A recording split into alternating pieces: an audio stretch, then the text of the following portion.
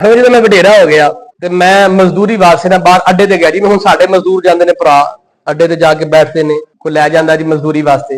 अक्सर तुसां भी वेखिया होवेगा, मैं भी बड़ी दफा वेखिया जदों असीं मजदूर लैण वास्ते जांदे आ ना अड्डे विचों, साडी कोशिश हुंदी बंदा असीं ओह लैके जाइए जिहड़ा बिल्कुल फिट फाट होवे, जिहड़ा कम शम ठीक कर लैंदा होवे। कोई वडेरा बैठा होवेगा असीं कहांगे नहीं नहीं बाबा नहीं चलेगा यार, काम बाबे कोलों काम ते नहीं ना होना। हज़रत हबीब अजमी फरमांदे ने मैं वडेरा हो गया, उम्र ज्यादा हो गई, फरमांदे ने मैं निकलिया मजदूरी वास्ते ते मैं सारा दिन ना उस मंडी विच बैठा रहा ते मैनू मजदूरी वास्ते किसे ना खड़िया, फिर मैनू कोई बंदा ना लैके गया। फिर मैं शाम हुई घर विच आ गया, बीवी पुछदी है, बच्चे पुछदे जी मजदूरी मिली है, फरमान लगे नहीं मजदूरी नहीं मिली। मैनू बुढ़े बंदे नू कोई खड़दा ही नहीं, वडेरा बंदा समझ के छड्ड गए ने। फिर मैं वक्त गुजरिया, रात गुजरी, सुबह हुई मैं फिर चला गया, उत्थे जाके मंडी विच मैं बैठ गया। फिर मैं सारा दिन फिर इस तरह गुजर गया। कोई मजदूर लैण वास्ते आंदा है, वो जवान ते ताकतवर वेख के मजदूर लै जांदा, मैनू बुढ़ा समझ के छड्ड जांदे ने। फिर मैं जो अगले दिन मैनू कोई लैण वास्ते ना आया, मैनू किसे ना खड़िया ते जोहर दी अजान हुई मस्जिद दे अंदर। फिर मैं जोहर दी अजान हुई, मेरे दिल विच ख्याल आया यार हबीब तेन कोई बंदा अपने काम ते नहीं लांदा ते चल अजान पई हुंदी है, चल नमाज ही पढ़ आईए।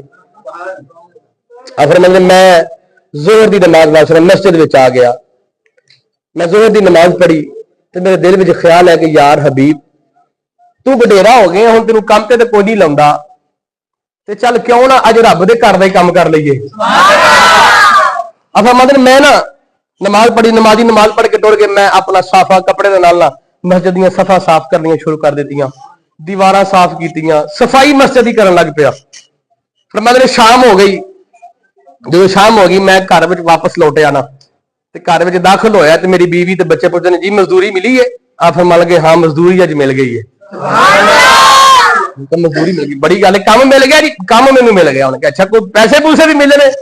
उन्हें कहा नहीं पैसे नहीं मिले। उन्हें कहा क्यों? उन्हें कहा जिस घर की मैं मजदूरी करके आया ना वो करीम ही बड़ा है, असी तेरे घर की हुण मजदूरी नहीं करनी, तू सानू मुआवजा ही नहीं देना। हजरत हबीब अजमी फरमांदे ने मैं जो तीसरे दिन होया ना ते मैं मस्जिद विच आके ना ते सब तो पहला रोया। हाय हाय हाय, और रोना दिल दी मैल मुकावे। फिर मैं रोया ते मैं रो के मालिक गिरद की, मालिका घर वाली ने आउण लगे आख्या अगर वो अज मजदूरी दे देवे ते ठीक है, नहीं ते ओदे घर दा भी काम छड्ड दवीं। मालिका अगर तेरे घर छड्ड दे ते मैं जावांगा किहड़े पासे? मालिका अगर मैं तेनू भी छड्ड दिया तो कित्थे जावां? मालिका अगर तू अजा ता ना करे तो मैं किहदे कोलों जाके मंगा? मालिक तू ही अता करने वाला है। मालिक बीवी आ गया अगर अज उन्हां ना मजदूरी दी तो उस करीम नूं आण लगे आ खावी कि मैं तेरे घर में नहीं आउणा। ते मालिका मैं ते अगे सारी जिंदगी पिछों बुढ़ा हो गया ते हुण मसीते आया, मालिका तेरा घर छड्ड के कित्थे जावां? फिर मैं सारा दिन मस्जिद में गुजार दिता, नमाज अजान होनी मैं नमाज पढ़नी, मस्जिद की सफाई की। फिर मैं मेरे दिल में ख्याल है कि अज मैं घर में लेट जावांगा, बच्चे सौ जाएंगे। फिर मैं इशा की नमाज पढ़ के भी मस्जिद में बैठा रहा काफी देर हो गई। फिर मैं उठ के घर में गया, मेरे दिल का ख्याल से कि अज मेरे बच्चे सौ गए ने, अज करीम के घर में मजदूरी कर दिया, तीसरा दिन है मैनू। फिर मैं घर में गया, दरवाजा मेरी बीवी ने खोलिया ते मेरी बीवी के चेहरे पे बड़ी खुशी। फिर मैं अंदरों पे रोआ कि अज 3 दिन हो गए मैनू मजदूरी कितने नहीं मिली। फिर मैं बीवी को पूछा खैर बड़ी खुश है? उन्हें कहा तुसीं हथ धोवो तो मैं तुहाडे वास्ते खाना लैके आउणी आ। फिर मैं पूछया खाना कित्थों आया खाना? उन्हें कहा कित्थों आया खाना? उन्हें कहा तुसीं हथ धोवो मैं तुहानूं खाना देनी है। फिर मैं खाना दस खाना आया कित्थों में, लंगर आया कित्थों में?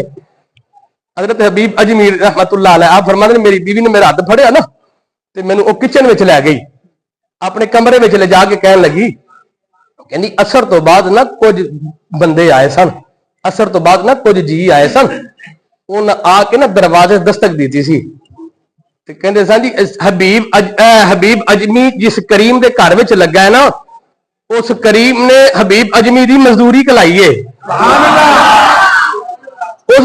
उस करीम ने ना मजदूरी कलाई है ते जरा तुसीं पर्दे विच हो जिया जे। मैं पर्दे विच हो गई हाँ ਤੇ ਉਹਨਾਂ ਸਾਡੇ ਘਰਾਂ ਵਿੱਚ ਥੋੜਾ ਜਿਹਾ ਰਾਸ਼ਨ ਨਹੀਂ, ਬੋਰੀਆਂ ਦੇ ਨਾਲ ਸਾਡੇ ਘਰ ਵਿੱਚ ਨਾ ਉਹ ਰਾਸ਼ਨ ਰੱਖ ਗਏ ਨੇ। ਹਜ਼ਰਤ ਹਬੀਬ ਅਜਮੀ ਫਰਮਾਉਂਦੇ ਨੇ ਮੇਰੀਆਂ ਚੀਖਾਂ ਨਿਕਲ ਗਈਆਂ, ਮੈਂ ਰੋਣ ਲੱਗ ਪਿਆ। ਮੈਂ ਕਿਹਾ ਮੈਂ ਤੇ ਕਿਸੇ ਦੇ ਮਜ਼ਦੂਰੀ ਕਰਨ ਗਿਆ ਹੀ ਨਹੀਂ, ਮੈਂ ਤਾਂ ਉਸ ਕਰੀਮ ਦੇ ਘਰ ਵਿੱਚ ਮਜ਼ਦੂਰੀ ਕਰਦਾ ਰਿਹਾ, ਮੈਂ ਤਾਂ ਉਸ ਕਰੀਮ ਦੇ ਘਰ ਵਿੱਚ ਮਜ਼ਦੂਰੀ ਕਰਦਾ ਰਿਹਾ। ਉਹ ਬੀਵੀ ਕਹਿਣ ਲੱਗੀ, ਕਹਿੰਦੀ ਜਿਹੜੇ ਰਾਸ਼ਨ ਦੇਣ ਆਏ ਸਨ ਨਾ, ਉਹਨਾਂ ਜਾਂਦੀ ਵਾਰੀ ਇੱਕ ਗੱਲ ਆਖ ਗਏ ਨੇ, ਉਹ ਕਹਿੰਦੇ ਸਨ ਹਬੀਬ ਆਵੇ ਨਾ ਤੇ ਉਹਨੂੰ ਆਖੀ ਕਰੀਮ ਦੇ ਘਰ ਦੀ ਮਜ਼ਦੂਰੀ ਨਾ ਛੱਡੇ, ਮੇਰੇ ਘਰ ਦੀ ਮਜ਼ਦੂਰੀ ਨਾ ਛੱਡੇ, ਮਜ਼ਦੂਰੀ ਲਾਉਣ ਵਿੱਚ ਲੇਟ ਹੋ ਗਈ ਹੈ, ਐਨਾ ਇੰਜ ਨਹੀਂ ਹੋਵੇਗਾ, ਤੂੰ ਸਾਡੇ ਘਰ ਵਿੱਚ ਆ ਕੇ ਮੰਗਣਾ ਨਹੀਂ, ਅਸੀਂ ਤੇਰੇ ਘਰ ਦੇ ਖਜ਼ਾਨੇ ਦੇ ਨਾਲ ਭਰਦੇ ਜਾਵਾਂਗੇ, ਅਸੀਂ ਤੇਰੇ ਘਰ ਦੇ ਖਜ਼ਾਨੇ ਭਰਦੇ ਜਾਵਾਂਗੇ। ਹਜ਼ਰਤ ਅਸੀਂ ਘਰ ਦੋਸਤੋ ਅੱਜ ਦੀ ਰਾਤ ਉਹਦੇ ਕੋਲ ਮੰਨਤ ਦੀ ਰਾਤ ਹੈ।